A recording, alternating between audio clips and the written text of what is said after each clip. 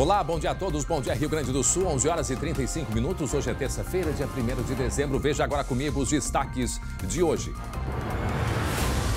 Restrições voltaram a fazer parte da vida dos gaúchos. Governo proíbe festas até em condomínios. Faixas de areia das praias gaúchas serão interditadas para conter o avanço do coronavírus. Noite de terror em Criciúma. Quadrilha mega organizada assalta banco com explosivos e teve morador fazendo festa depois do susto. Entenda por que uma comissão de deputados federais está em Porto Alegre para acompanhar investigações sobre o assassinato de João Alberto no Carrefour.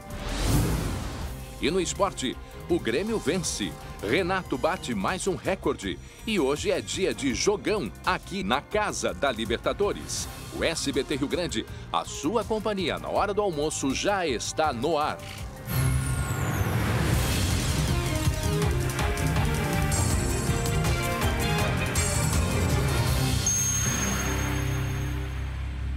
De fato, a ousadia dos criminosos não tem limite. Olha só essa imagem. Daqui a pouco nós vamos mostrar mais um flagrante, um absurdo. Um absurdo. Tráfico de drogas. Para aí a imagem. Para a imagem. Sacolinha da criança. Uma criança de 20 dias. 20 dias. Tá ali a sacolinha azul, mamadeira. E o que estava escondido dentro da sacola do bebê? Solta a imagem. Drogas. Cocaína escondida dentro de uma mala de bebê pela própria mãe da criança, uma criança de 20 dias. E daqui a pouco você vai saber os detalhes desta história, deste bebezinho, gente, 20 dias. A que ponto chega a coragem para levar drogas, para traficar drogas? Dentro da mala de um bebê. Já colocaram dentro de ursinho de criança, não é verdade? Provavelmente porque acham que a polícia não vai querer investigar, não vai olhar para um brinquedo da criança, não vai olhar para a bolsa, pois dentro da bolsa estava ali a droga escondida. Daqui a pouco a gente traz os detalhes, inclusive o que aconteceu com esta criança, com este bebê. Nós vamos a um rápido intervalo, muito rápido, e já voltamos com muita informação para você, ó. A gente já volta. Muito bem, já estamos de volta com o SBT Rio Grande, 11 horas e 42 minutos. E olha só, mais de 300 pessoas se envolveram em um dia inteiro de transmissões ao vivo, as lives e palestras também, para mostrar as oportunidades e transformações do mercado. A edição 2020 do Mundo Senai fez uma viagem por todo o Rio Grande do Sul e o meu colega Jeremias Werneck vai nos contar mais agora, né, Jeremias? 14 unidades abriram as portas para a transmissão online que mostrou a estrutura desses ambientes, os cursos disponíveis e as chances de entrar no mercado de trabalho, mesmo com a pandemia. A ideia é simples como dar um play. Mostrar ao jovem que ainda tem alguma dúvida sobre seu futuro profissional, que ele pode optar por um curso de qualificação, um curso de aperfeiçoamento. Essa grande feira de profissões, cheia de mini-aulas e oficinas, vem acompanhada de um dado que faz bastante diferença. Mais de 80% do nosso egresso está trabalhando. O Senai tem cursos de graduação tecnológica, iniciação profissional, licenciatura, bacharelado, especialização. A lista é enorme, gente. E tem também, olha só, conteúdo gratuito na plataforma online digital para começar essa jornada. O EAD do Senai tem sido usado há tempos e com novas tecnologias. Fazemos uso de realidade virtual aumentada, de simuladores desenvolvidos internamente no Senai. Uma dica, viu? Na plataforma tem teste vocacional com uso de inteligência artificial, ou seja, sem falar com ninguém, só digitando. Entra lá no mundosenai.com.br/orientação-profissional e preenche o questionário. A ferramenta vai te dar opções. E aí, é só se jogar no mundo de oportunidades. Ótimas dicas. Muito bem, gente, agora nós vamos saber da nossa equipe de reportagem quais são os destaques da edição de hoje aqui no SBT Rio Grande. Começamos com o Lucas Abate. É isso, Lucas, bom dia. Bom dia, André, bom dia a todos. Assalto cinematográfico em Santa Catarina, no sul de Santa Catarina, coloca a Brigada Militar aqui do estado em alerta. São cerca de 200 agentes que estão mobilizados na divisa entre os dois estados para ajudar nas buscas e também evitar qualquer tentativa de fuga aqui para o Rio Grande do Sul. Daqui a pouco, todos os detalhes sobre o assalto nesta madrugada. Obrigado, até já, Lucas Abate. Agora o Guilherme Roquette nos traz o destaque de hoje. Qual é o teu destaque, Guilherme? Bom dia. Bom dia, André. Não dá mais para tomar sol na praia a partir de agora. O bronze só se for na laje, porque o governo do estado estabeleceu uma série de regras que fecham, inclusive, os espaços na areia para que as pessoas permaneçam por lá. Não vai dar mais e a gente explica daqui a pouco todos esses detalles. Muito bem, até já. Obrigado, Guilherme Roquette. 11 horas e 45 minutos. Olha só, agora eu quero que vocês fiquem com um recado da FAB. É um recado da EVT Assessoria, né, Fabi? Você comprou um carro e está pagando por 2? Está com dificuldade de pagar a parcela do financiamento ou está com busca e apreensão? Não para de pensar em tantas dívidas de cartões de crédito e empréstimos. A EVT faz uma análise gratuita e explica passo a passo como resolver o seu problema. Entre em contato com os especialistas, faça sua consulta e conheça diversos casos de sucesso realizados pela EVT Assessoria. Dívidas de R$110 mil que saíram por R$25 mil. Acabe já com os juros abusivos. Você pode reduzir suas dívidas de cartão de crédito, veículos e empréstimos. Ligue agora para 51 3391 3852 ou manda um WhatsApp para 51 99770 2864. Ok, obrigado, Fábio. Muito bem, gente, olha só, eu quero a atenção de todos, nós vamos falar muito desse assunto hoje, porque prestem atenção do que aconteceu nesta madrugada em Criciúma, aqui, cidade vizinha, pertinho da gente, em Santa Catarina. Olhem os tiros. Uma quadrilha invadiu o centro da cidade nesta madrugada e assaltou uma agência bancária. Estima-se que cerca de 30 criminosos, pelo menos 30 criminosos, 10 carros foram usados, participaram de toda essa ação. Uma ação cinematográfica, extremamente bem organizada. Na fuga, eles deixaram cair um malote de dinheiro, tá? Um malote. Dentro desse malote, cerca de 800 mil. Lá em Criciúma se fala que o valor roubado pode chegar a 40 milhões de reais. Repito, 11h47, estamos falando do que aconteceu nesta madrugada em Criciúma.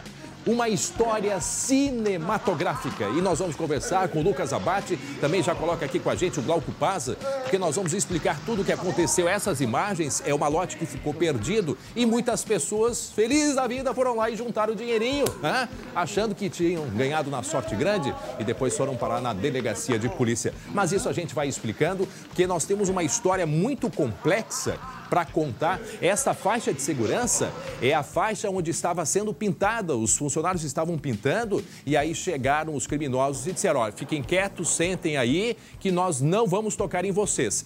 Enquanto isso, a cidade sitiada. Lucas Abate, vamos contar essa história aí junto com o Glauco Paza. André, tudo isso começou ainda durante a madrugada, os criminosos extremamente organizadas, a gente vê que eles chegam inclusive numa formação como se fosse de guerra, com tática, cercando vários pontos da cidade de Criciúma, em Santa Catarina. Atacaram o primeiro batalhão da Polícia Militar, cercaram o batalhão para impedir qualquer tipo de reação. Depois sitiaram outros pontos da cidade também, imobilizaram, colocaram alguns funcionários parados no meio da rua e a partir daí invadiram uma agência do Banco do Brasil. E ao que tudo indica, tinham informações privilegiadas, sabiam que havia um grande montante de dinheiro, porque eles foram estrategicamente e unicamente nessa agência do Banco do Brasil, onde invadiram, depois explodiram o cofre e levaram um valor que ainda não foi contabilizado. Mas se a gente for considerar que apenas esse malote que foi deixado ou perdido, não se sabe ainda se eles deixaram para de repente até mesmo atrapalhar a polícia, mas se só nesse malote havia pelo menos 800 mil reais, imagina só o valor que foi levado por esses criminosos. Toda uma mobilização. Oi, André. Não, toda mobilização segue. Depois a gente vai mostrar o áudio de uma moradora bem pertinho desse local, do local dos tiros. E é uma narração assustadora, mas logo em seguida, termina aí, conclua o que tu está falando. Não, toda a mobilização segue na região, Polícia Militar de Santa Catarina, a polícia aqui do Rio Grande do Sul já enviou um reforço, cerca de 200 agentes estão mobilizados desde a madrugada, num primeiro momento para impedir uma fuga aqui para o Rio Grande do Sul e agora, nesse segundo momento, ajudando efetivamente nas buscas, André. Muito bem, para quem está chegando agora faltam 10 minutos para o meio-dia, converso com o Lucas Abate, também com o Glauco Paza. Oi, Glauco, bom dia. Nós estamos aí começando a detalhar o que aconteceu nessa madrugada em Criciúma, cidade que a gente pode considerar um segundo Rio Grande do Sul, porque ela é cerca de 130 quilômetros ali do município de Torres, né? Dali bem na divisa com Santa Catarina. Há muitos gaúchos em Criciúma e Criciúma é uma cidade que fica muito próxima também da BR-101. Bom, por que nós estamos mostrando essas imagens? Para contar a história, contar o que aconteceu nesta madrugada e depois também nós vamos fazer uma associação com um crime que aconteceu em julho em Botucatu, em São Paulo. Um crime muito parecido. E em seguida a gente vai então fazer essa comparação destes dois crimes. Como tudo começou? Me ajudem, Lucas Abate e Glauco Paza. Por volta de meia-noite, 1h, não se sabe ao certo. A cidade, como todos sabemos, com pouca movimentação, ela não é uma cidade pequena, Criciúma, pelo contrário, uma das cidades mais importantes, né? Exato, uma das cidades mais importantes de Santa Catarina, mas em meio à pandemia, os casos aumentando muito em Santa Catarina também, o movimento durante ali a madrugada estava mais tranquilo. O que aconteceu? Pelo menos 10 carros, né, caminhonetes, todas não pintadas, mas elas foram plotadas, foram colocadas um adesivo preto, sem placas, vieram pela BR-101 e pegaram a avenida principal em direção ao centro da cidade. Atenção, olhem só essas imagens. A tranquilidade dos criminosos que andavam em comboio com sinal de alerta ligado, tá? O que eles fizeram? Eles chegaram na cidade, não é mesmo, Lucas e Glauco Paza? E eles se dividiram. Não se sabe ao certo o número de criminosos. 10 carros, cara. Olha aí a narração de um morador. Olha só. Land Rover, cara. Tudo, negão. Estão entrando aqui na rua, aqui no Santo Antônio. Gente, Audi, essa é a narração de um morador de Criciúma. Madrugada de terror, um crime cinematográfico. Cerca de 40 milhões foram roubados. 2 pessoas ficaram feridas. Entre elas, um policial e um segurança, pelo que se sabe até o momento. Foram pelo menos 10 caminhonetes utilizadas para roubar uma agência, que é a agência do Banco do Brasil, e por isso o Lucas Abate está na superintendência da Polícia Federal, porque certamente os policiais do Rio Grande do Sul vão apoiar os policiais de Santa Catarina nesta investigação. Eles fugiram com cerca de 40 milhões, é o que se sabe da imprensa local, e por isso a investigação, porque também há uma possibilidade deles terem fugido pelo Rio Grande do Sul, mas também depois a gente vai detalhar o que pode ter acontecido. Na sequência, eles chegaram na cidade, eles se espalharam. E aí, a primeira ação, e o que mostra uma semelhança muito grande com o que aconteceu em Botucatu, São Paulo, em julho, agora, foi o quê? Eles metralharam o prédio do 9º Batalhão da Polícia lá em Criciúma, Santa Catarina. Ou seja, a primeira ação foi atirar... Eu repito, gente, quem está chegando agora, estamos contando o crime que aconteceu nesta madrugada em Criciúma, aqui cidade vizinha do Rio Grande do Sul. Eles atiraram diversas vezes, foram mais de 50 tiros no prédio da polícia. Enquanto isso, outros criminosos se espalhavam pela cidade, até para aquele efeito de enganar a população, enganar as próprias autoridades policiais. Então, tiros eram ouvidos em locais distantes da cidade e as pessoas não sabiam o que estava acontecendo. Inicialmente achavam que era alguma comemoração e depois se deram conta que eram criminosos invadindo a cidade de Criciúma. Tudo isso para quê?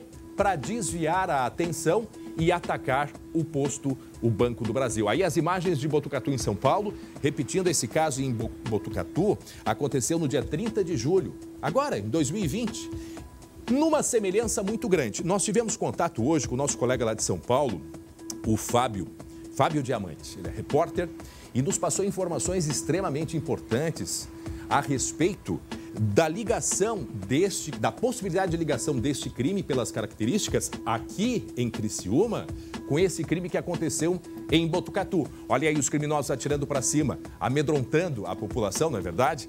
Esses crimes podem ter ligação sim com o PCC, o primeiro comando da capital, uma das maiores organizações criminosas, né? E aí, então, o nosso colega, o Fábio Diamante, conversou com policiais na manhã de hoje e disseram que este crime aqui em Santa Catarina tem todas as características dos crimes cometidos, tanto em Botucatu quanto em Ourinhos, que também nós estamos agora com as imagens mostrando para você. É um tipo de crime que é chamado de novo cangaço, mas tem uma certa diferença, não é, Lucas e Glauco? Que aqui a gente não teve aquele cordão humano, como costumamos haver em crimes que já aconteceram aqui no Rio Grande do Sul. E a cidade maior um pouco, né? É verdade, porque geralmente eles atacam em cidades pequenas. Agora, a organização deles é muito grande. Porque imaginem, 10 a 12 caminhonetes invadiram uma cidade, atiraram contra o prédio da Polícia Militar e, enquanto isso, as equipes né, do crime estavam despistando, né, dando tiros com fuzis, armamentos pesados e metralhadoras também. Muita gente ouviu sequência de tiros.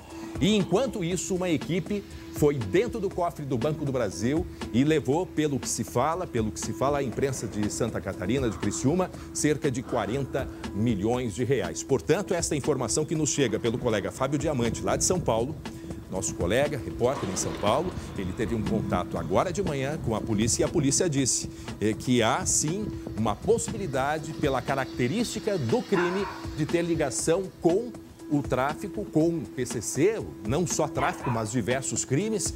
E aí, pela própria característica, né? Vêm em grupos com carros camuflados, atiram, né? Vejam só a ousadia desses criminosos de atirarem contra o prédio da Polícia Militar da cidade de Criciúma. 11 horas e 56 minutos, para quem está chegando agora, estamos mostrando e contando a história de como aconteceu um mega assalto nesta madrugada em Criciúma, Santa Catarina. Nós temos o relato de uma moradora que mora ali pertinho e ela ligou para uma amiga desesperada. Escutem o relato desta pessoa apavorada. Eu tô deitada no chão da sala, mas eu moro no primeiro andar e o meu prédio é bem na frente. Olha só os tiros, cara. E meu prédio é bem na frente, tá ligado? Tipo, dá direto pra rua, janela do meu quarto. E só que na rua da minha casa deve ter, sei lá, uns 4 bancos, tá ligado? Cara, tem até jogaram granada, tudo. Ai, sério, amigo, eu tô muito nervosa porque eu tô sozinha. Olha o relato, essa mulher é uma gaúcha e que estava sozinha em casa e ela mora numa rua onde tem várias agências bancárias, o Banco do Brasil e outras, eu acho que o Banrisul também do lado do Banco do Brasil. Ela estava apavorada. Tem o relato de um outro morador que a gente vai escutar agora. Cara, tá eles estão tudo aqui embaixo ainda. Ai, meu Deus. Que medo, cara. Bom, o prefeito da cidade é a mesma gaúcha, né? É a mesma mulher que nossa conhecida que mandou para os amigos apavorada, simplesmente apavorada. E eu imagino a situação dela, tá? Agora, chegou um momento, Lucas e Glauco, que o prefeito lá de Criciúma, assustado com o que acontecia, porque qual foi a ordem dentro da polícia? A polícia não conseguia sair. Então, não conseguia sair porque eles... Exato. E uma outra característica. Lá no ataque de Botucatu, eles queimaram um caminhão na frente do prédio da polícia. Aqui, eles tiveram a mesma ação. Também foi usado um caminhão e ainda cercaram e era tiro para todos os lados. E as equipes que estavam na rua, que tinham sido chamadas, uma dessas equipes, uma viatura, entrou em confronto e por isso um policial ficou ferido. Para só um pouquinho aí a imagem, só para a gente mostrar, pelo que a gente conseguiu compreender e analisar, vejam que o Banco do Brasil ele fica na esquina. E tem uma caminhonete aqui, tá? Tem uma caminhonete aqui. E aqui, assim, ó, tem uma faixa de segurança que estava sendo pintada por operários durante a noite. Diz que eles chegaram para os funcionários e disseram, nós não vamos fazer nada com vocês, apenas sentem, e depois tem uma imagem deles sentados, sentem porque nós vamos atacar, né? Estamos atacando o banco. Para o funcionário, ouviu o relato de um jornalista de Criciúma, para um funcionário da segurança do Banco do Brasil, eles perguntaram, quanto que o senhor ganha? E aí ele não quis responder, esse segurança. Aí os criminosos disseram, cerca de tantos R$1.000, na verdade. Ele por isso que nós estamos atacando essa agência bancária, nós não vamos atacar o senhor. E aí foram lá e roubaram o dinheiro do cofre. O prefeito da cidade, desesperado com aqueles tiros que vinham de todos os lados, ele foi para as redes sociais e pediu para a população ficar dentro de casa. E agora a gente vai acompanhar, portanto, o relato do prefeito Clésio Salvaro. Escutem aí. Criciúma, boa noite, região. Acompanhando com muita preocupação esse assalto agora na cidade de Criciúma, há mais de 1h30, deixando toda a nossa cidade muito preocupada. Tenho conversado com várias autoridades policiais. A cidade, nesse momento, ela ainda continua sitiada. É um assalto de grandes proporções, bandidos muito bem preparados. Então, o pedido que faz o prefeito de Criciúma nesse momento é que você continue em casa, não saia de casa, mantenha todos os cuidados. Esse é o prefeito e por volta da meia-noite foi para as redes sociais Glauco e Lucas. O Lucas, repetindo, está na sede da Polícia Federal aqui em Porto Alegre, porque certamente, Lucas, a Polícia Federal aqui deve prestar um apoio para os colegas em Santa Catarina, até porque, se possível, depois nós vamos botar no mapa para a gente compreender as rotas de fuga, para onde que os criminosos foram, onde eles largaram o carro, largaram inclusive os carros perto de um rio, a possibilidade de terem fugido de barco também, e então depois a gente vai avançando aí, André, tentando mostrar os detalhes. Diga, Glauco. Só uma coisa que me chamou muito a atenção também, a polícia conseguiu contato, logicamente estava dentro do quartel, cercada pelos bandidos, pediu reforço, mas eles deram um jeito de barrar a chegada de policiais de fora, que é o caso de Tubarão, que fica ali perto, também no sul de Santa Catarina, ou seja, muito bem orquestrado, muito bem organizado, mas me revela aí um detalhe muito importante, faltou inteligência, Faltou inteligência da polícia, infelizmente. Hoje de manhã, o próprio prefeito, numa entrevista, disse que era fato a inteligência. O governador de Santa Catarina, que tinha sido afastado e agora voltou ao cargo. O governador de Santa Catarina disse que a polícia a inteligência não tinha conhecimento desta ação e que uma ação dessas ela precisa de um grande planejamento. Olha só a imagem, deixa eu chamar a atenção de vocês. Para aí a imagem um pouquinho. Volta um pouco. E depois a narração da pessoa que está gravando, porque o que vai acontecer? Estão vendo que tem um carro marrom? É um carro que a cor difere do carro dos criminosos que estão pretos. E aí, pelo que a gente conseguiu compreender dessa imagem, estava ali a pessoa não entendendo o que estava acontecendo, chegou na cidade, talvez tenha chegado de fora, e aí se deparou com os criminosos que mandaram ele fugir imediatamente. Vamos, coloca a imagem e o áudio pra gente, por favor. Olha, ele dando a ré. Ou seja, sai daqui... Aqui no centro também tá... Olha, tô assaltando um banco. Aí o comboio. Então percebam que enquanto eles estavam em comboio, um outro grupo estava agindo em outras partes da cidade para amedrontar, para aterrorizar, e o grupo roubando o dinheiro dentro dos cofres do Banco do Brasil. Olha só, o ex-jogador do Inter, o Valdomiro, tricampeão brasileiro pelo Colorado nos anos 70, ele mora em Criciúma e viveu uma noite de pânico. Em seguida a gente vai conversar com ele, para ele relatar, porque não teve morador de Criciúma que não ouviu, que não acordou com os tiros. E o detalhe, ele mora no centro de Criciúma, ou seja, ele estava do lado onde tudo aconteceu, André. Agora sim a gente vai poder conversar com o Valdomiro. O Valdomiro me escuta bem, Valdomiro? É o André que fala aqui do estúdio, Valdomiro. Oi, Valdomiro. Tudo bem, André? Tudo bem, graças a Deus. É um prazer poder falar com vocês aí do SBT. E a gente passou uma situação que eu nunca tinha passado. Porque eu moro ali na Praça do Congresso e fica a 50 metros da Caixa Econômica Federal do Banco do Brasil. Então, praticamente o pessoal que assaltaram o banco, então estava na esquina do meu edifício. Então foi um tiroteio assim, quase 2 horas, com tiro. Quanto tempo foi, Valdomiro? De dinamite. Então foi uma coisa incrível que eu nunca tinha passado. Na minha vida, como eu e a minha esposa, eu me tranquei no banheiro do apartamento e fiquei trancado essas 2 horas porque... 2 horas? Cara que estava soltando... Valdomiro, Então estava na frente, embaixo do meu edifício. Sim. Então a gente ficou com medo, né, de uma bala perdida, porque logo ali na Praça do Congresso, que é um dos lugares mais, assim, de segurança, né, ali na praça, e a gente via, né, os caras com metralhadora.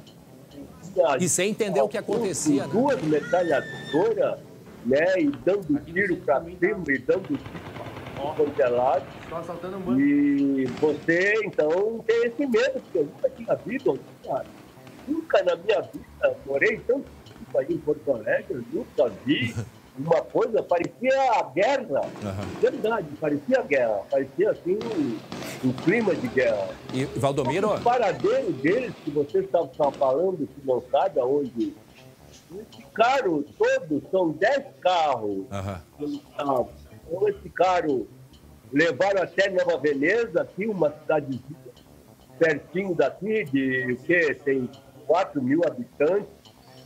E largaram os carros lá e foram embora, né? Foram embora e porque trancaram tudo, André. Trancaram praticamente a cidade inteira. Não, e assustador. Aqui a brigada, onde a brigada militar, eles botaram caminhão o 9º batalhão, brigadiano aqui, de Ciúma, botaram fogo no caminhão. Então era incrível. Valdomiro, a gente está com dificuldade de... Fogo cruzado praticamente, então eu fiquei apavorado. Mas foi uma noite, eu não dormi a noite toda. Eu imagino. Assim, eu não sei aonde tinha tanta munição, tinha tanto fuzil, né? Valdomiro, eu quero te agradecer muito. A gente está com um problema no áudio. E quero agradecer muito, Valdomiro, pela gentileza. Agora, vejam o que ele disse. 2 horas de terror, Lucas e Glauco. Quer dizer, não foi 10, 15 minutos. Daqui a pouco a gente vai voltar com outras informações e até para mostrar a sequência do que aconteceu e atualizar o que está sendo investigado, porque eles fugiram e não se sabe onde eles foram parar. Inclusive, podem ter fugido ou alguma parte aqui para o Rio Grande do Sul. Gente, mudando de assunto, 7 agora, atenção para esta imagem aqui. Vem aqui comigo. Um bebê inocente, recém-nascido, 20 dias, já envolvido no mundo das drogas. Pode uma coisa dessa, gente? No mundo do crime pode, né? A que ponto chegam as pessoas, a que ponto chega o ser humano, a que ponto chega uma família? Quem conta essa história pra gente é o Glauco Pazza. Glauco, conta essa história aí, por favor. Pois é, um bebê de 20 dias, 20 dias de vida somente envolvido aí nessa questão criminal toda. Aconteceu em Ijuí, noroeste do estado, numa ação da Polícia Rodoviária Federal e da Polícia Civil, em que uma revista foi feita num ônibus na BR-285.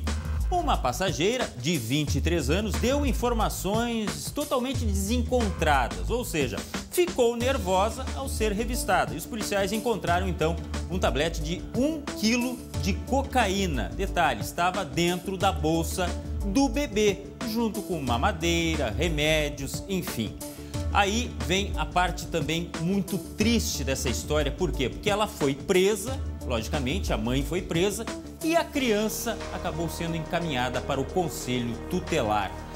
A vítima inocente maior disso tudo, um bebê de 20 dias, André. Da bolsa da criança, num ursinho que a gente já mostrou aqui, na verdade, Glauco, dentro de um ursinho. Quer dizer, a que ponto chega o mundo do crime que a tentativa de esconder, de enganar a autoridade policial, mas não consegue enganar porque a própria pessoa já amolece as pernas na hora que chega, né, o policial e faz a abordagem. Agora, O que vai acontecer com essa criança daqui para frente? Né? Com 20 dias, Glauco. Não, é inexplicável. Essas pessoas são usadas como mulas, né, André? A gente está acostumado a ver isso aí. São aqueles carregadores do tráfico, né? Que levam de um ponto para outro a droga, né? E recebem por isso, logicamente, que é uma família que necessitava, muito provavelmente, mas não tem justificativa. Botar em risco a segurança, a própria questão do futuro de uma criança, de um bebê de 20 dias, que agora está no Conselho Tutelar. Há informação de que a família pode, logicamente, ficar com essa criança, vai ser esclarecida toda a questão, né? Até porque isso aí vai ter um processo criminal agora. Para quem está chegando agora, 12:10, nós estamos mostrando aí uma apreensão que repete pra gente onde aconteceu, Glauco. A apreensão de uma, olha aí, gente, a sacola azulzinha dessa criança. E aí dentro o que estava? Tá ali o tijolo, né, de cocaína, que estava sendo transportado pela mãe do bebê.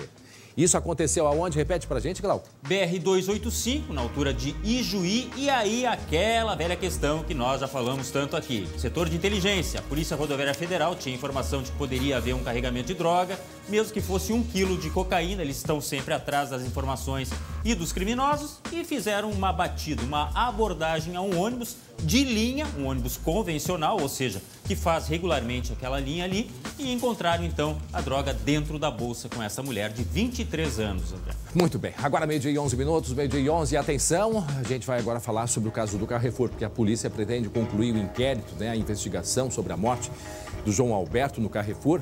Pretende concluir até sexta-feira. E, para isso, uma peça importante está sendo aguardada pela Delegacia de Homicídios.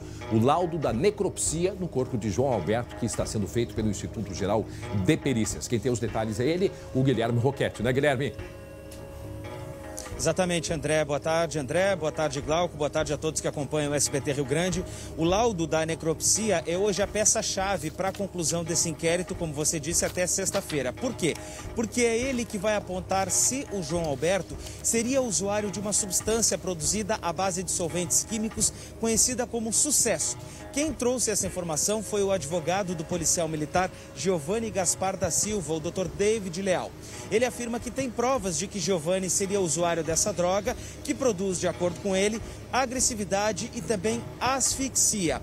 Um outro fator que, segundo o advogado, teria potencializado a morte do João Alberto é que antes dele ter sido agredido no supermercado, ele teria sido agredido por uma outra pessoa e isso teria deixado a saúde dele debilitada. A própria família até reconheceu que havia um corte no pescoço dele, mas diz que isso seria uma tentativa, inclusive, de difamar, né, a própria vítima e não vai aceitar essa conduta. Mas é a manifestação do advogado do policial militar que desistiu de pedir a liberdade provisória do seu cliente, justamente para poder encaixar estas outras provas no inquérito policial, André. A gente pode ouvir também aí a delegada-chefe, diretora da Divisão de Homicídios, Vanessa Pitres, que vai apontar qual vai ser o fator decisivo que o laudo da necropsia vai apontar. Vamos ouvir. Se de alguma forma o exame toxicológico denota que houve uma contribuição externa para a aceleração da morte, né? Todas as circunstâncias efetivas que levaram à morte clínica, né, do João Alberto serão esclarecidas. A única coisa, num primeiro momento, que pode afetar o nosso indiciamento é a causa-mortes não ter sido asfixia. Outro ponto que está sendo discutido e ainda está sendo investigado pela polícia, André, é com relação à tipificação. Bom, que é um homicídio, não se tem dúvidas. A questão é quanto à qualificadora. Porque se por acaso ficar comprovado que se trata de um crime racial, se houve então de fato racismo, a tipificadora é motivo torpe. Se não, se foi por alguma desavença, alguma agressão, algum gesto que ele teria feito dentro da loja, se essa for a motivação para o homicídio, aí é o motivo fútil. Mas, de acordo com a própria delegada Vanessa Pitres, ambas as tipificações, elas têm a mesma previsão de pena no Código de Processo Penal, na lei brasileira, né? Então, não faz diferença no ponto de vista de quanto os três possíveis indiciados podem ficar presos se forem de fato condenados. E a última novidade sobre esse caso, apresentada ontem aqui pela Polícia Civil, André, é com relação a frequentadores do supermercado, clientes, funcionários, pessoas que procuraram a polícia e disseram que teriam sido importunadas pelo João Alberto dentro do próprio Carrefour. E agora a polícia investiga e analisa imagens de câmeras de segurança do supermercado de vários dias antes do crime para saber que tipo de importunação foi essa. Vamos ver o que diz a delegada Roberta Bertoldo sobre esse aspecto. Abordagens da vítima por parte em relação a outros clientes que lá estavam. Estamos apurando a partir da análise destas imagens, que tipo de importunações ela vinha causando em algumas situações dentro deste supermercado. De fato, né, o Lucas, Guilherme e Glauco, a polícia precisa primeiro comprovar, precisa ter provas de que ele teria incomodado, enfim, o que ele teria feito. De qualquer maneira, né, cada situação tem um foro que deve ser tratado. Quer dizer, se ele de fato fez isso lá dentro do mercado, incomodou, importunou, quer dizer, há uma medida necessária a ser feita sem violência, mas encaminhada para uma solução.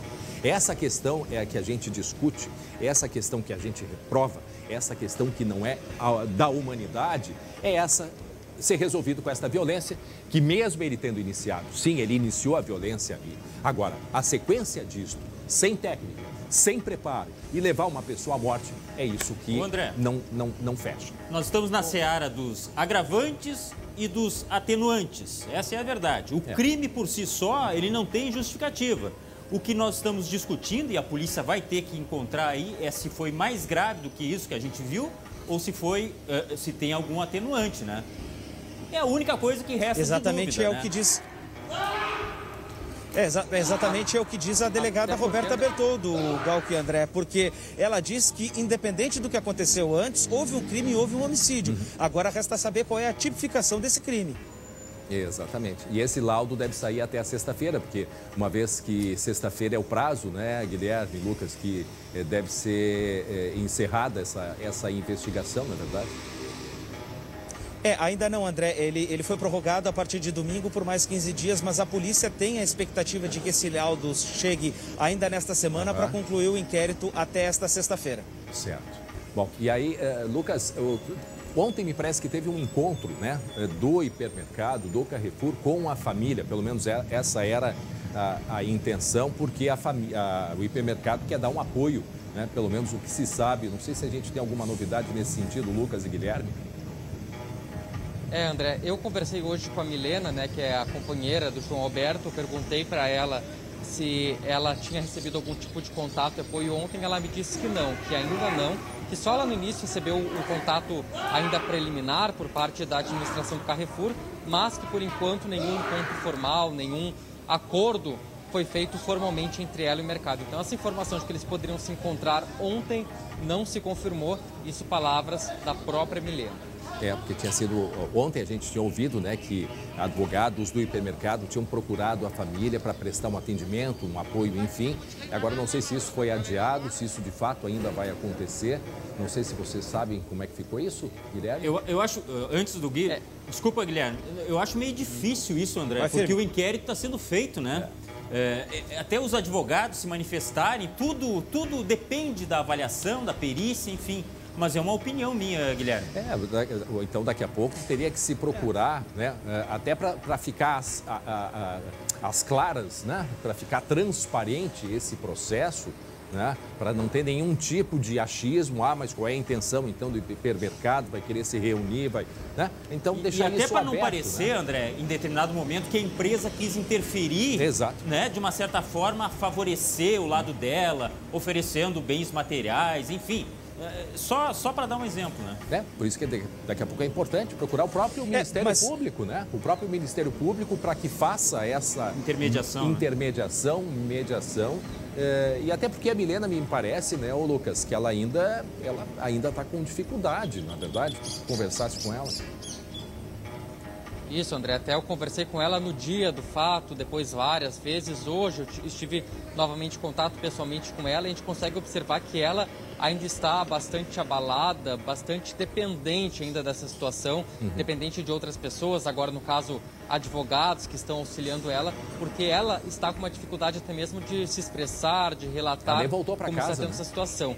Já ela está morando junto com a mãe nesses últimos dias, diz que não teve condições de ficar em casa, não teve condições de ficar sozinha, então ela realmente está bastante abalada. Ao contrário do pai do João Alberto, seu João Batista, que a gente conversou também diversas vezes com ele, ele parece que conseguiu entender um pouco melhor a situação, entendeu o todo disso aí e até agora ele, em todas as declarações que ele dá para a imprensa, também para outras pessoas, ele dá uma declaração de deixar um legado pelo filho, que a morte do filho sirva como um legado para combater atos de racismo. Muito bem, gente. Obrigado. Daqui a pouco voltamos a conversar. Lucas e Guilherme Roquete, meio-dia e 20 minutos, meio-dia e 20. Quero saudar a audiência em Cachoeira do Sul. Recebo mensagens, agora há pouquinho recebi, né, com sinal em Cachoeira do Sul. Nosso abraço aí a todos os nossos telespectadores. E atenção, você vai ver ainda hoje terror nesta madrugada em Criciúma. É a cidade vizinha aqui, né, em Santa Catarina. Uma quadrilha executou uma mega operação de um mega assalto. Tudo mega, né? Eram pelo menos 10 caminhonetes, 40 criminosos, não se sabe ao certo, e roubaram cerca de 40 milhões de reais. Daqui a pouco a gente traz os detalhes e as informações. A população está até agora aterrorizada. Meio-dia, 20 minutos, está na hora da gente falar de esporte.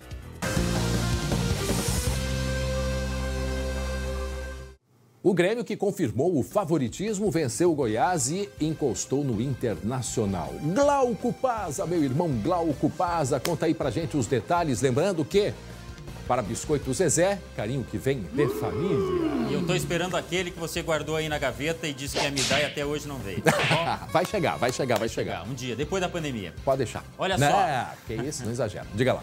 Motivos não faltam para o torcedor tricolor comemorar, né? Mais uma vitória, 14 jogos de invencibilidade.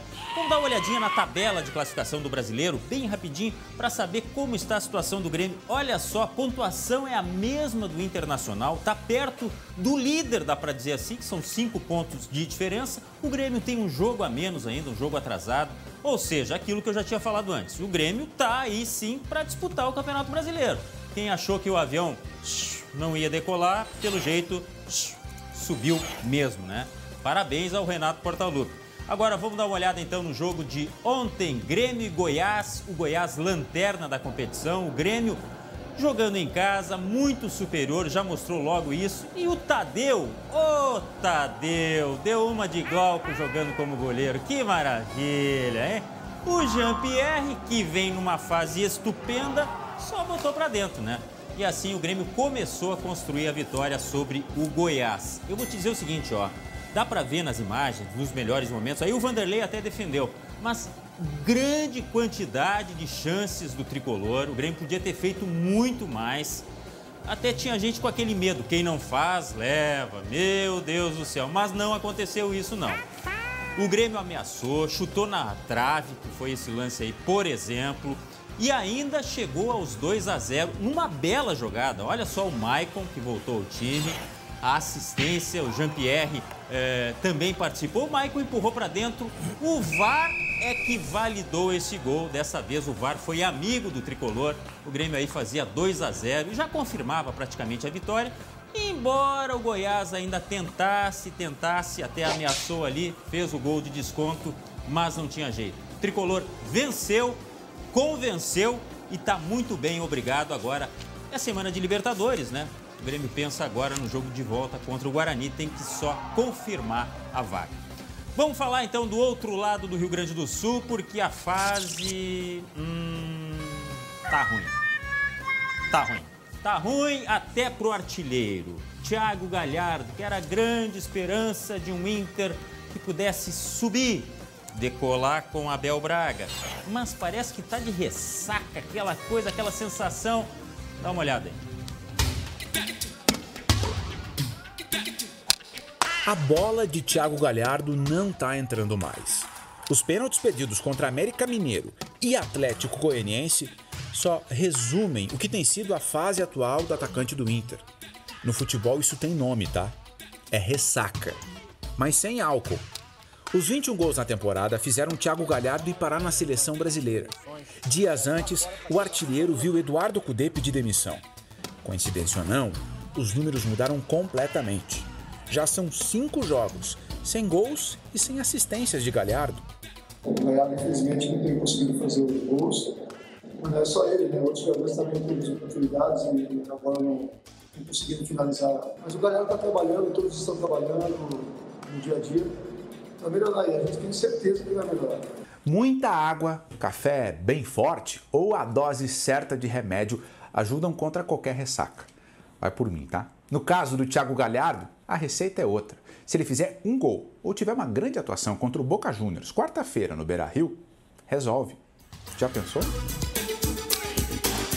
Nós sonhamos com grandes jogos, de grandes conquistas, e para nós jogadores, para mim, especial, porque jogar uma competição desse nível, poder enfrentar o Boca, uma pena só que não ter o torcedor ao nosso lado. No Tatiquês, ali no campinho, a explicação pode ser o jeito que o Inter está jogando. Thiago Galhardo mudou de função. O time também mudou muito. A ressaca até pode ser do goleador, mas a dor de cabeça é de todos os colorados. Amanhã é outro dia. Toda ressaca tem fim. Que a do Galhardo seja contra o Boca, então.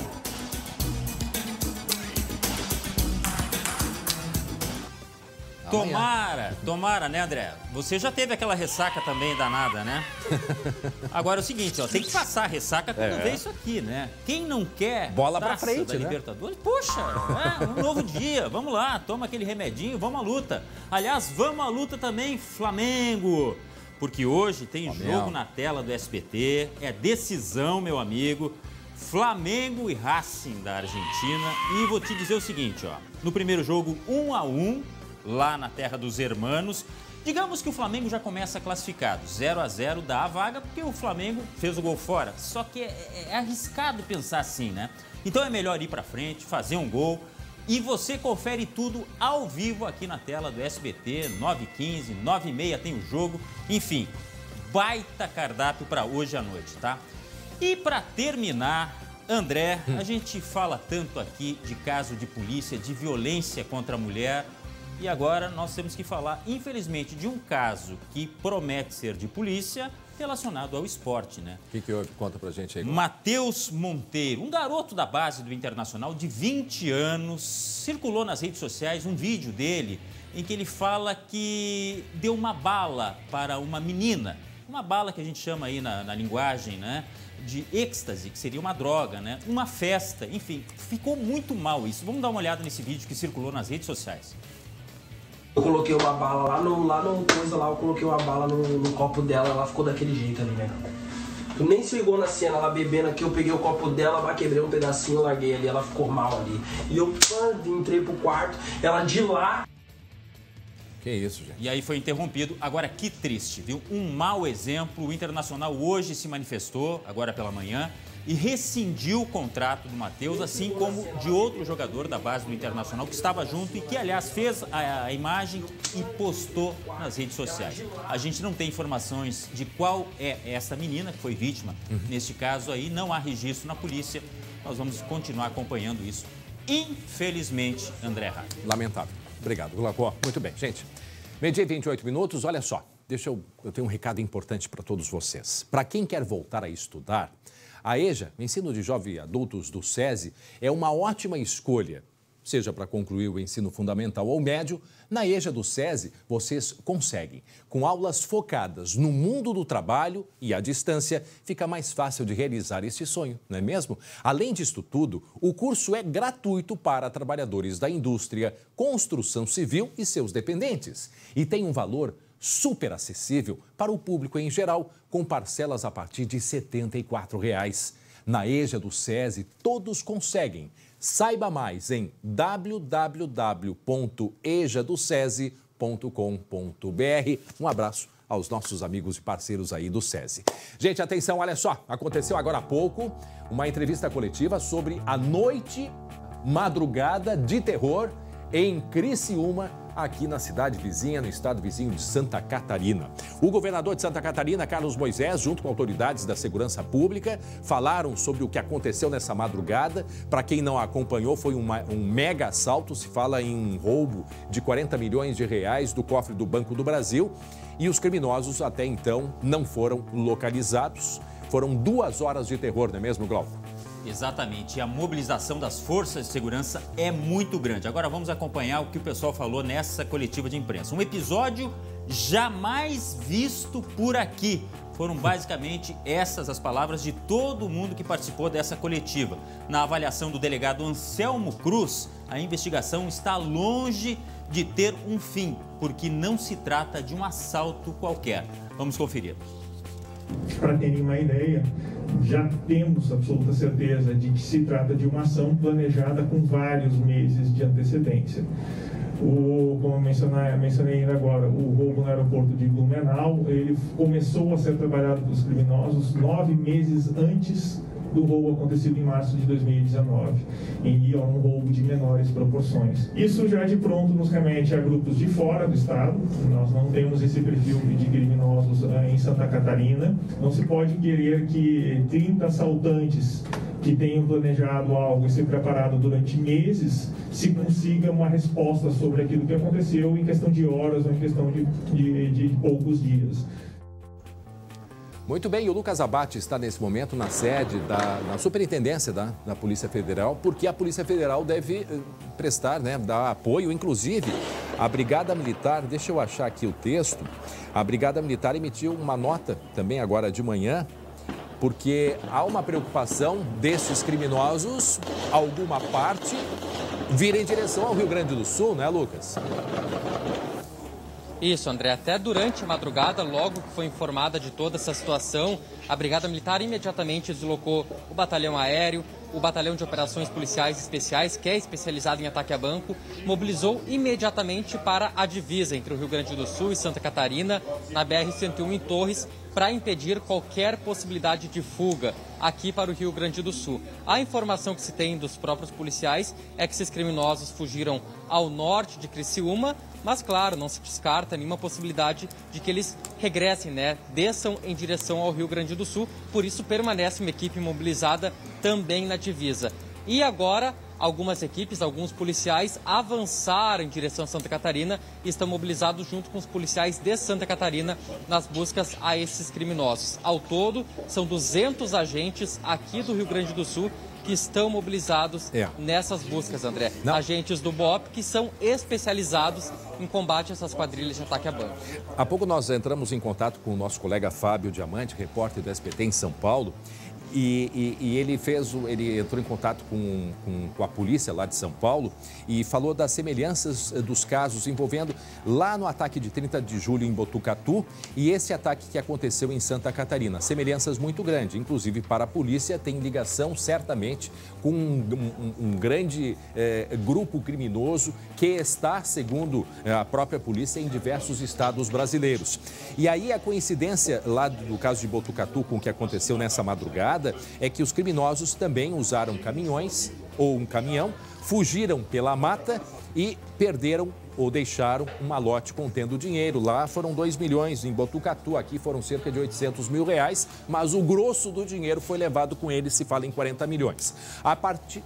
Ali, ó, e a imagem... Aí a imagem do ataque que aconteceu em Botucatu, que foi aí na madrugada do dia 30 de julho, agora 30 de julho deste ano. Mas tinha mais gente pela rua, havia mais movimento. Já em Criciúma não tinha tanta movimentação. Os dois crimes, a característica, depois de pegarem o dinheiro, fugiram. Ó, isso é Botucatu ainda, né?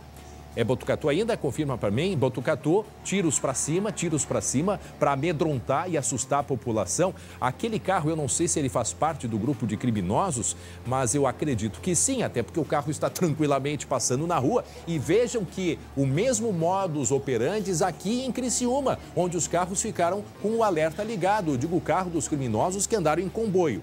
Depois de pegar o dinheiro, eles fizeram o quê? Eles seguiram para a região de Nova Veneza, que é uma região bem pertinho lá de Criciúma, e abandonaram. Coloca a imagem na tela das viaturas, pelo menos 10 10 caminhonetes plotadas, ou seja, cobertas na cor preta, entraram no milharal e próximo ao rio. Aí é o questionamento.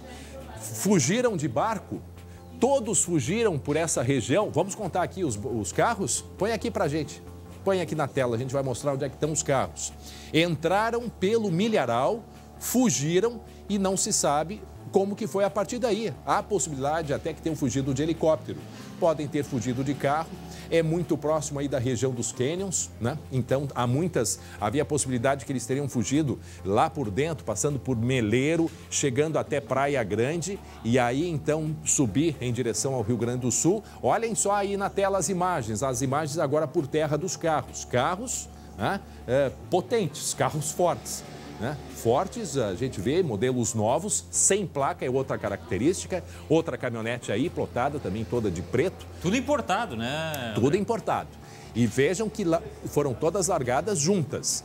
Vamos colocar aquela imagem do alto para a gente ver como que elas foram posicionadas e a proximidade com o rio. E põe aqui na tela para mim, por favor, para a gente poder mostrar e localizar aqui, ó. Olhem só, aqui estão os veículos. Aqui tem um, olha aqui tem um, 2, 3, 4, 5, 6, 7, 8, 9, 10, pelo menos 10 carros próximos, então, aqui ao rio e não se sabe o destino a partir daí.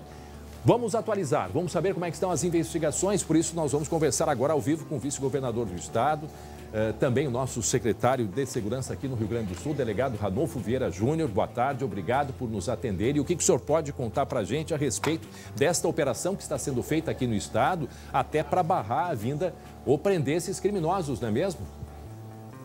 Primeiramente, boa tarde, André Har, boa tarde, Glauco Baza, aqueles que estão em casa nos assistindo aí no SBT Rio Grande, mais uma vez um prazer, uma satisfação conversar com vocês.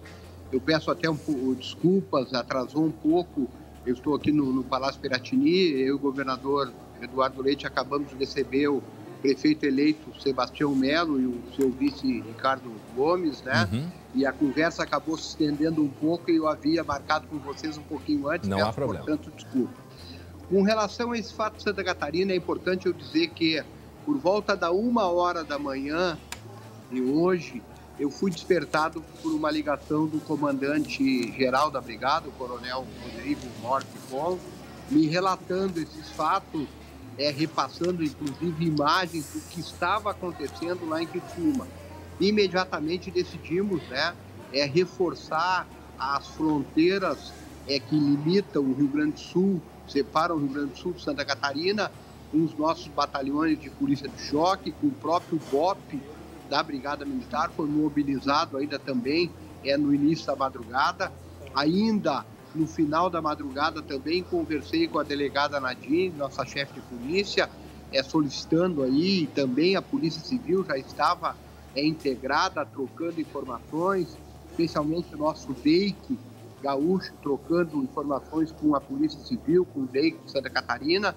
Às 6 da manhã fiz uma ligação para o delegado Paulo, que é o secretário de Segurança Pública de Santa Catarina, também colocando à disposição as forças de segurança do nosso estado. Foi uma ação totalmente diferente daquilo que nós temos assistido, ao menos aqui nos dois estados, Rio Grande do Sul e Santa Catarina. Nós temos aí aquela prática denominada do novo cangaço, que de novo não tem nada, faz mais de uma década que isso vem acontecendo. É importante que se diga, no estado do Rio Grande do Sul faz tempo que não acontece, nós temos aí em ações cirúrgicas, eu diria assim, das nossas forças de segurança, especialmente da Brigada Militar, no tocante ao enfrentamento direto a essas organizações criminosas. Tem prendido, quando há resistência por parte dos criminosos, tem efetuado aí a reação necessária. Muitas vezes esses indivíduos acabaram sendo inclusive mortos, A Polícia Civil tem desarticulado essas organizações, mas uma ação desse tipo, como a vista em Criciúma nessa madrugada, eu me recordo somente de situações parecidas com essa no estado de São Paulo. E a possibilidade, vice-governador, deles terem vindo para o Rio Grande do Sul, ou seja, a divisa do Rio Grande do Sul com Santa Catarina está protegida nesse momento? Porque eles fala-se que eles poderiam ter vindo ali por Praia Grande e ido em direção a Cambará. Está protegida, A Praia Grande dá acesso ali ao município de Cambará, por estradas vicinais, né? Está protegida, estamos atentos, estamos trabalhando. Neste momento não tem nada que possa apontar nesse sentido, né? Pelo contrário, a informação que eu tinha ao menos no início da manhã, que inclusive esses indivíduos teriam ateado fogo num túnel, que divide ali Criciúma com Tubarão, na BR-101, ou seja, denotando a possibilidade de que eles tenham ido para o outro lado, né, para a região norte de Santa Catarina, e não para o sul. Mas, como disse, o importante é que nós estamos aí atentos, estamos trocando informação. Então, logo eu termine aqui de atender a vocês, vou fazer um novo contato com o secretário de Segurança Pública de Santa Catarina, né, para ver quais as informações do final da manhã, tendo em vista que por essa série de agendas aqui no Palácio Piratini, acabei não contatando mais com ele. Né? Mas eu quero tranquilizar a sociedade gaúcha, no sentido de que nós estamos trabalhando integrados com Santa Catarina, na troca de informações, que é o principal, e estamos atentos também na questão das nossas fronteiras com o nosso vizinho estado de Santa Catarina. Só para a gente encerrar rapidamente, mais um minutinho, se o senhor puder, o Glauco e o Lucas, alguma questão que vocês queiram? Não, eu só queria reforçar, não há recomendação para moradores próximo ali à região de Santa Catarina de sair de casa, nada nesse sentido. Lucas, só mais alguma complementação, que aí o vice-governador responde de uma só vez. Não existe nada nesse sentido. Uma outra questão também importante aqui, de uma certa forma até para tranquilizar a comunidade, é uma ação que tenha sido perpetrada aí por 30, 35 indivíduos. Com muita certeza, esses indivíduos não iriam fugar para o mesmo local. Pelo contrário, eles devem ter se espalhado, por assim dizer, né? E muito possivelmente não farão nenhuma ação nesse momento de fuga. Eles querem mais passar desapercebido, né, neste momento, né? Então, me parece que essa preocupação não seja a principal. Certo. Seguimos trabalhando aí de maneira muito integrada aí com as nossas forças de segurança do Estado de Santa Catarina. Muito obrigado, vice-governador, nosso secretário de Segurança, delegado Ranulfo Vieira Júnior, obrigado pelas informações. Portanto, o que disse aí o vice-governador, é importante a gente chamar a atenção para duas coisas. A primeira, eles colocaram fogo num túnel que vai em direção a norte, que é muito próximo, né? Mas Tubarão é mais ao sul, né? Não, mas é ao norte de Criciúma que eu quero refiro. Ao norte de Criciúma, ou seja, por isso que ele disse, podem ter ido para o norte. Agora, tem uma característica, e que o nosso colega e o Fábio Diamante de São Paulo falou, é de que se for de fato um grande grupo criminoso que ele começou lá por São Paulo e que se espalhou pelo Brasil, se for este grande grupo que começou em São Paulo e se espalhou pelo Brasil, eles utilizam, existe o grupo-chave e utilizam a mão de obra local, para a gente compreender melhor. Então, por isso que disse o próprio vice-governador, que muitos podem, até porque eles, nem todos, eles conhecem, tem que conhecer muito bem a região. Então, tem parte que é da região, outra parte, ela é maior. Então, talvez os que pertencem ali à região ou ficaram por ali ou estão escondidos ali por perto. Mas outra parte teria, então, né, fugido. Agora, que foi muito bem planejado, não há dúvida disso. Né? Esta mega crime, mega assalto que aconteceu nesta madrugada, em Criciúma. Deixa eu ver o que a Mônica falou comigo, Mônica. Só para terminar, enquanto você ouve a Mônica aí, me surpreendeu o fato de que eles ligaram para uma rádio de Criciúma ameaçando, dizendo que era para parar com a cobertura deste terrível acontecimento. Olha a ousadia. Foram 2 horas, né, Glauco? Foram 2 horas de tiros que vinham por todos os lados, porque a estratégia dos criminosos era essa: se espalhar pela cidade e enganando, enquanto que um grupo atacava e roubava o dinheiro de dentro da agência do Banco do Brasil. Isso tudo levou 2 horas, o prefeito inclusive disse, né, para todo mundo ficar dentro de casa, que não era para sair. 12h43 e atenção, o governador Eduardo Leite anunciou medidas para conter a pandemia e entre elas pontos polêmicos. A proibição de acessar os espaços públicos como praias e interrupção temporária da chamada cogestão, ou seja, quando aquelas regiões poderiam adotar medidas, né, menos restritivas que as do governo do estado. Bom, estas determinações foram publicadas em um novo decreto e o Guilherme Roquette tem os detalhes para a gente, né, Guilherme? Porque os números estão aí, a pandemia continua. Pois é, André, o que acontece? Já tem até canais de denúncia já prontos, mas daqui a pouquinho mais eu falo sobre eles. A Brigada Militar, ela vai atuar junto com as prefeituras para coibir as aglomerações, inclusive públicas ou particulares, porque tem algumas determinações aí. A primeira delas, suspender as festas das prefeituras e também aquelas festas internas da prefeitura, de órgãos públicos, né? Ou seja, não vai ter amigo secreto. Você veja que não é de um todo ruim esse monte de norma aí. São as reuniões privadas, elas não podem ter mais do que 10 pessoas. E todas as restrições agora da bandeira vermelha vão ser de fato aplicadas. Por quê? Porque o governo do estado determinou a suspensão da cogestão. É que naquela época os prefeitos também ainda estavam em campanha, queriam ter um pouco mais de protagonismo, pediram para liberar um pouco, queriam ter mais flexibilização. Agora acabou essa brincadeira, o governo do estado puxou para si essa rédea e a partir de agora ficam então determinadas as ordens da bandeira vermelha se as regiões assim estiverem. Ficam proibidas a permanência em parques, praças, praias e também na rua. Não pode mais ficar sentado na rua. É só para transitar de um lugar para o outro, não é mais para ficar parado por lá. O comércio só funciona até às 8 horas da noite e bares e restaurantes só até às 11 horas, mas não pode ter música ao vivo. Não pode ter, por exemplo, cantor de churrascaria, acabou o pagodinho, acabou o karaokê, não pode mais nada disso. As áreas comuns dos condomínios também devem ser fechados, ou seja, o fim da roda de chimarrão, que já não podia, né, porque não dá para trocar a cuia, mas aquele matezinho, cada um com a sua cuia, nem isso mais pode fazer dentro do condomínio. Teatros, shows, casas noturnas que acabam promovendo a aglomeração também terão restrição nas suas atividades. Os únicos eventos públicos que serão realizados só vão ser feitos em espaços abertos. Academias precisam de controle.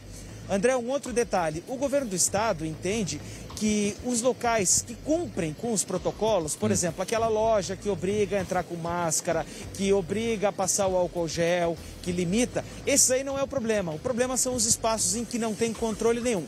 Canal de denúncia, telefone 150 e o formulário eletrônico Vigilância Cidadão, André.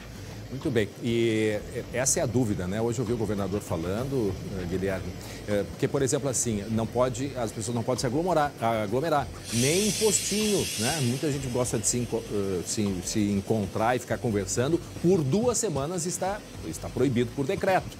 Daqui 2 semanas a gente vai ver a situação.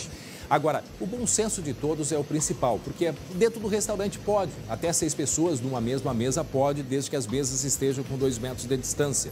Agora, os restaurantes se transformaram num vetor, né? Então é importante que, antes de mais nada, a pessoa tenha consciência. Quer dizer, não precisa, infelizmente, tem que botar decreto, mas como seria bom se não fosse, né, necessário isso. Muito bem, te cuida aí, o Guilherme Roquette, a gente se fala. Olha só, a pandemia, ela voltou a assustar os gaúchos, né? E nós estamos ou não na segunda onda, não sabemos bem ao certo se é um aumento da primeira, né? Ou nós estamos numa nova onda. Eu vou conversar agora, né, com o reitor, doutor, professor Pedro Halal, que acompanhou toda, né, essa investigação a respeito da pandemia, não só no Rio Grande do Sul, mas inclusive no Brasil. E a gente quer saber do senhor, reitor, o senhor me escuta bem? Boa tarde, obrigado por aceitar o nosso convite. Escuto perfeitamente, boa tarde. Prazer estar aqui conversando mais uma vez sobre a situação aí da pandemia no estado. Eu vou convidar meus colegas aí a participarem dessa conversa com o senhor. A gente vai ter, reitor, a gente está, na verdade, nesta segunda onda, porque eu lembro quando o senhor, há um tempo atrás, disse e chamou a atenção que, se não for para lockdown, vai ser muito difícil de controlar. E agora o senhor continua com essa mesma posição? Quer dizer, a ideia é manter restaurante, as lojas, as indústrias funcionando e diminuir esta circulação. Isto é suficiente agora, já com essa experiência que o senhor tem da pandemia? Vamos lá, então a primeira coisa é falar que nós não estamos na segunda onda. Embora seja uma discussão técnica, que talvez nem importe tanto para as pessoas que nos assistem, o que nós estamos vivenciando é um aumento de casos dentro da primeira onda. Tá. Tecnicamente não é correto dizer que estamos na segunda onda, até corrigir, porque eu vi que o governador falou em segunda onda uns dias atrás, e eu prontamente manifestei que tecnicamente não é segunda onda, mas isso não é o mais importante. Sobre a questão do lockdown, lá naquele momento inicial da pandemia, um lockdown era uma medida necessária que deveria ter sido adotada para que a pandemia tivesse uma primeira curva mais curta. Nesse momento eu não falo em lockdown, não vejo nenhuma necessidade de lockdown. O que eu vejo é a necessidade de restrição da circulação com algumas medidas. Eu vi aí as medidas que estão sendo anunciadas pelo governo, concordo com boa parte delas, e a população que nos assiste tem que entender, porque agora é uma questão muito simples.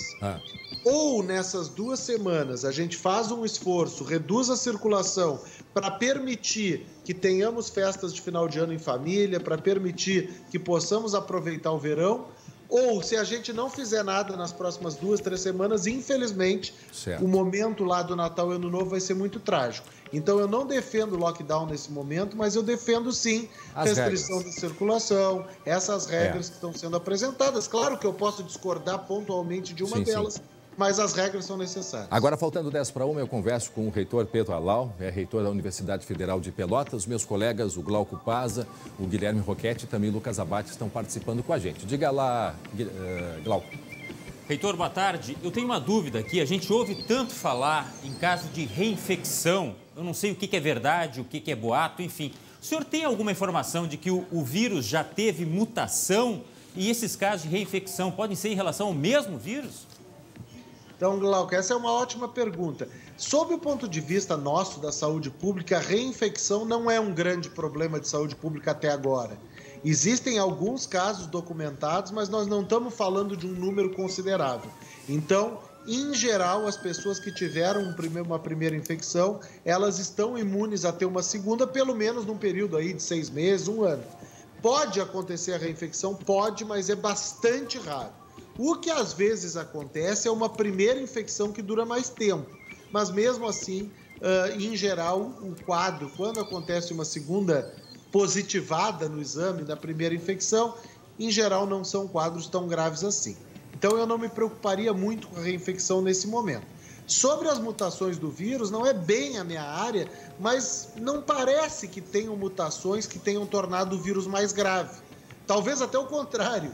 Então, também não me preocuparia muito com as mutações do vírus nesse momento. Hoje, quais são os locais assim que a gente já pôde perceber aqui no Rio Grande do Sul que são vetores, né? Ou seja, são locais que ficamos muito vulneráveis para a transmissão do vírus? Olha, sinceramente, o pior que eu tenho observado são as festas noturnas. E aí é uma combinação de fatores.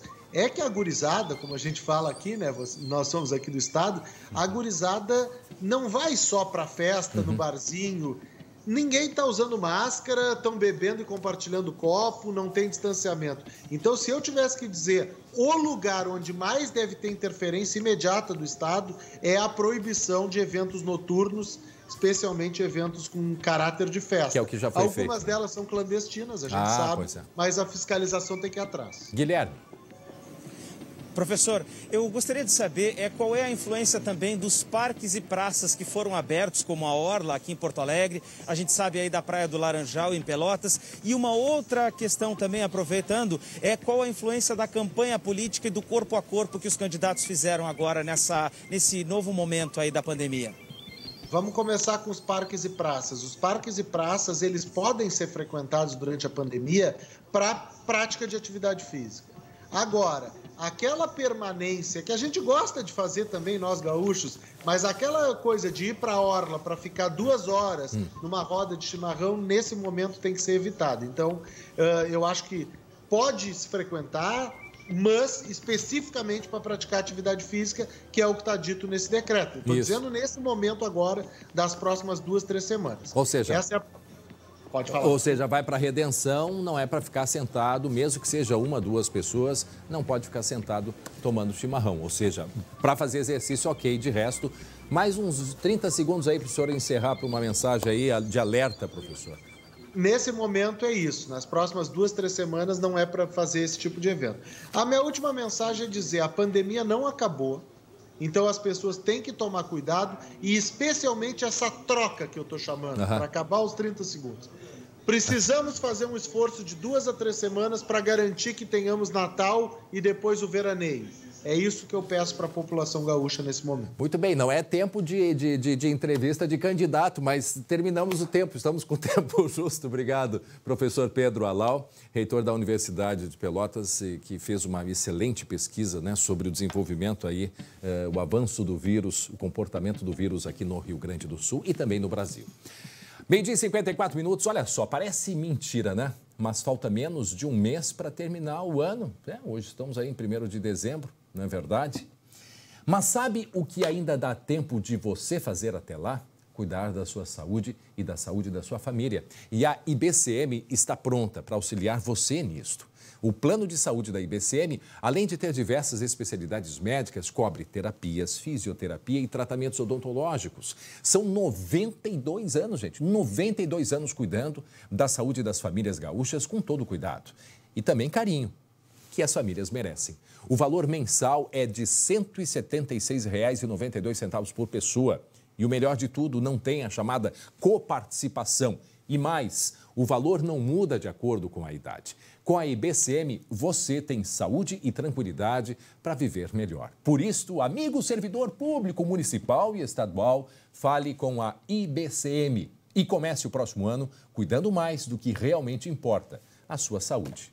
Ligue para 0800 647 5511 ou chama no WhatsApp nesse número que está aqui, ó, aparecendo aí aqui na tela. E conheça mais o que a IBCM tem para oferecer a você. IBCM, o plano de saúde feito para o servidor público. Muito bem, agora a hora certinha, 12h55, faltando 5 minutos para 1 da tarde. Vamos falar do caso do Beto. Uma comissão de deputados vai se reunir com familiares aqui em Porto Alegre. Um deputado sugere um projeto de lei para impedir que as empresas acusadas de racismo participem de contratos públicos. Quem nos traz os detalhes é ele, Lucas Abate.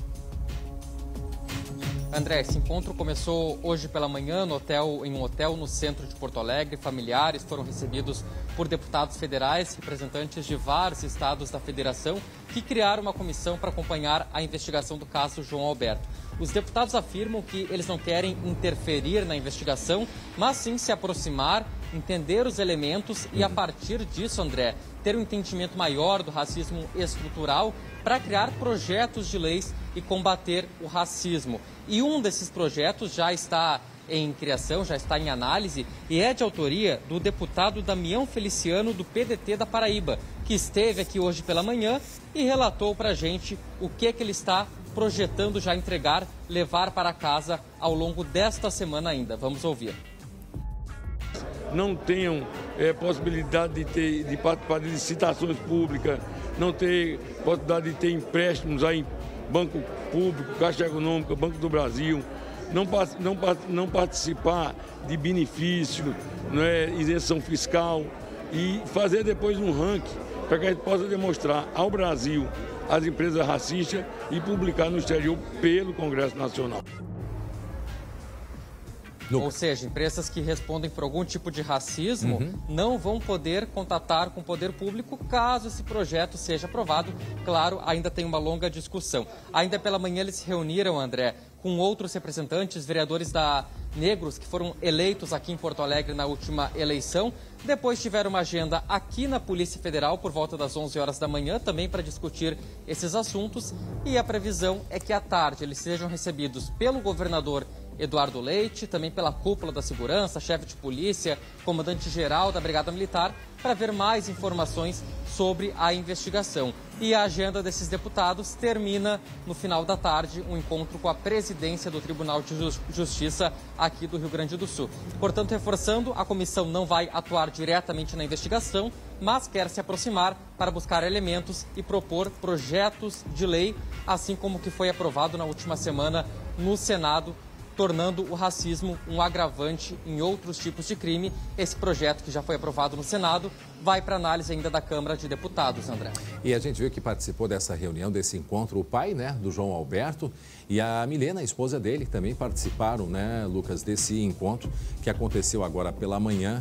Como dissemos aí, é um trabalho que vem fazendo a Câmara justamente para dar apoio à iniciativa de novos projetos, como essa ideia que se tem de penalizar, né, as empresas que tenham algum caso de racismo, para que elas não participem de, como por exemplo, de licitações, ou seja, não vão poder oferecer o seu serviço, né, em caso de licitações por órgãos públicos. Diga, Galco.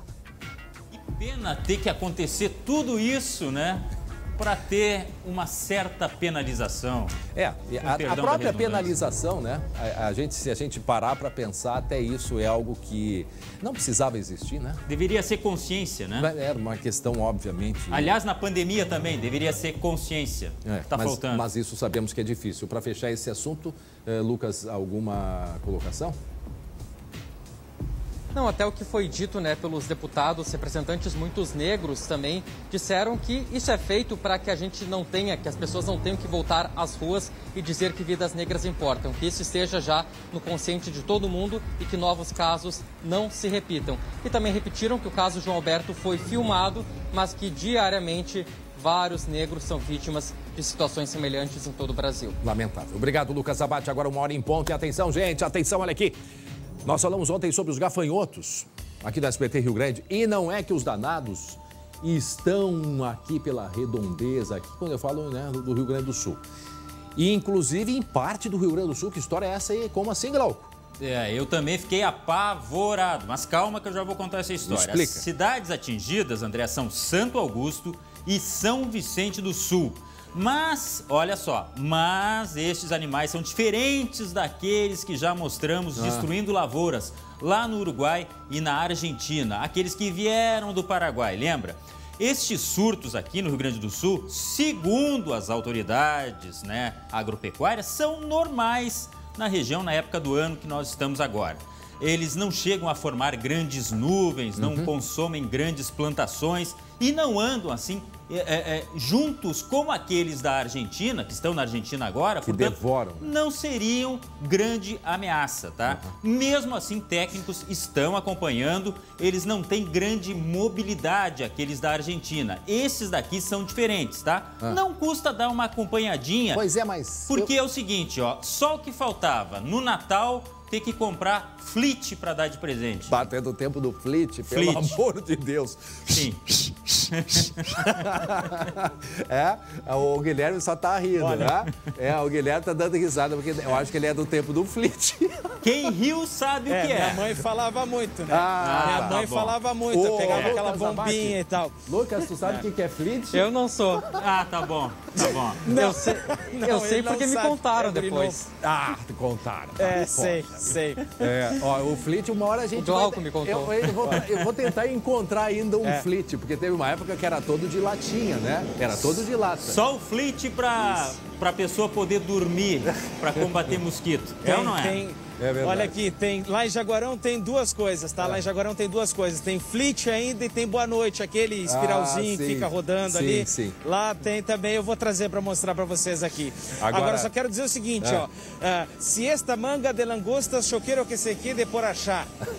Nossa Senhora! Esse é o que é nascer na fronteira, né? Ele é de Jaguarão, né? Ali do ladinho de Rio Branco, do Uruguai. Então já sabe bem falar o espanhol, uma misturinha aí com o ligaram a tecla SAP no Guilherme. Mas olha só, sobre os gafanhotos, é importante a gente acompanhar, porque, vejam, nós não temos essa tradição, digamos assim, de invasão de gafanhotos em nuvens, como o que a gente já viu que é comum no Uruguai, na Argentina e no Paraguai. Esses são de uma espécie diferente, né?